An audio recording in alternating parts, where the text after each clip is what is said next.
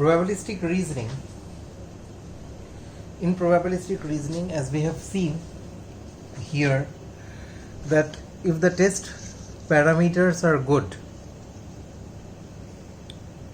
just like a human doctor would do reasoning, a machine can also do reasoning just by using Bayes' theorem.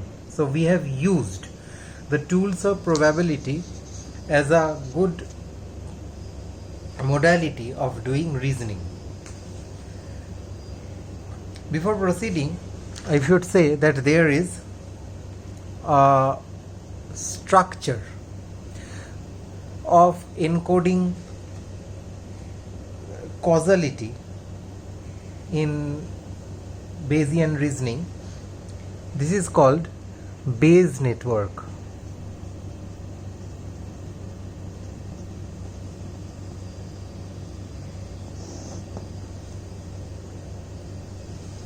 It is a probabilistic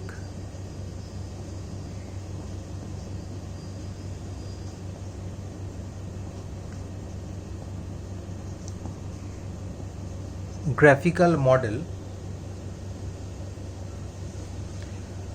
It represents a set of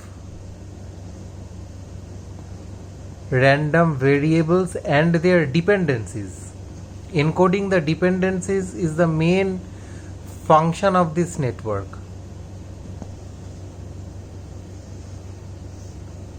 And it is done through this Bayes network, and the Bayes network is actually a directed acyclic graph. You must have heard all of these terms in your college days. Directed graph means I will draw the simplest Bayesian network.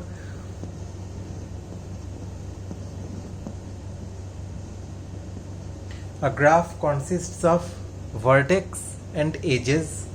So A is a vertex, B is a vertex. This is a directed edge from A to B. And in a Bayes network there are no cycles, so it is an acyclic graph. So basically it is a DAG, DAG, directed acyclic graph. This kind of encodes the information that the occurrence of the random variable B depends on that of A. Occurrence or non-occurrence depends on the random variable A. So this is the simplest Bayes network, and for complete specification of the Bayes network, simplest Bayes network, 3 parameters are required.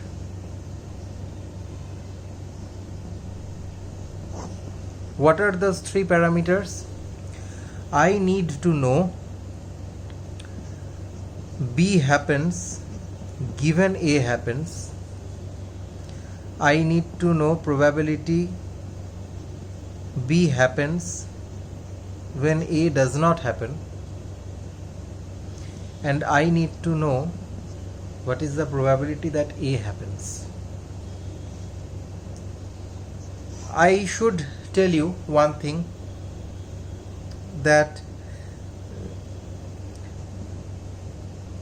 probability of not B given A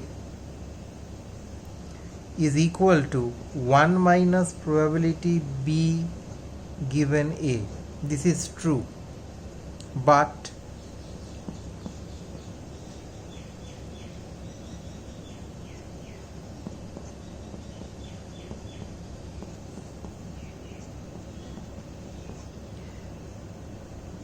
this is not true.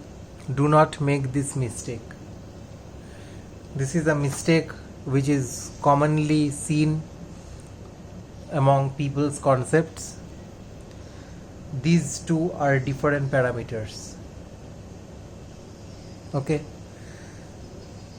So with this tool of a Bayes network, we will start studying Bayesian reasoning among two different structures, simple structures, And okay, now what before I end this video clip, I will say that if I have, since these random variables are propositional random variables, they have only two values, true and false. A can be either true or false, B can be either true or false. So how do I know these conditional probabilities? Whenever there is a dependency between two variables, what is the core structure that gives you the entire information about this dependency? Do you remember? The core structure that gives you information about this dependency is, if you remember, the joint probability table.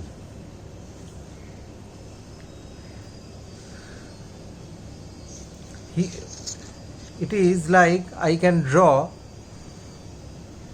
a simple structure like toothache as a consequence of cavity. This is again a simple Bayes network. I need to know what are the parameters that I need to know? Probability toothache given there is cavity, probability toothache given there is no cavity, and probability of cavity. From where do I know these probabilities? These probabilities can be computed from this joint probability table.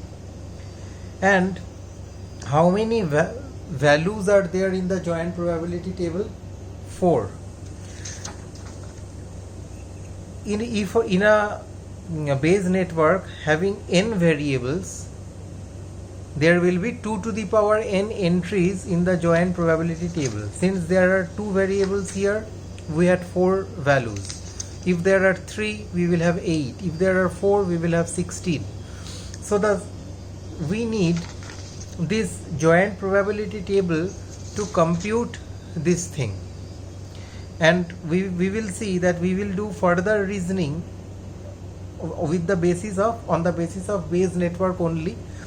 And for Bayes network I need these 3 specifications, so which again in turn depend on the joint probability table. So the joint probability table is the mother of all reasoning. But what we see is that the joint probability table size increases as in exponential of the number of variables in the